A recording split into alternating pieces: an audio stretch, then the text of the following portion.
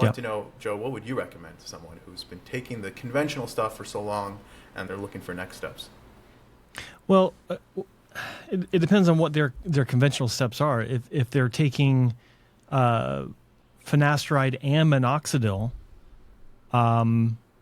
my first question to them would be, well, tell me more about those, because we live in an era now where when someone says, I'm taking finasteride and minoxidil, it doesn't mean the same thing if someone else says it 5 minutes later in a different conversation.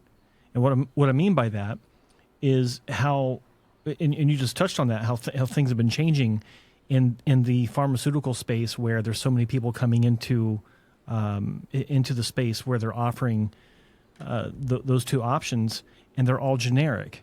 And this is something I've spoken about. We may have touched on this in our last conversation, but this is something I've spoken about for almost 20 years now, ever since the generic version of Propecia became available.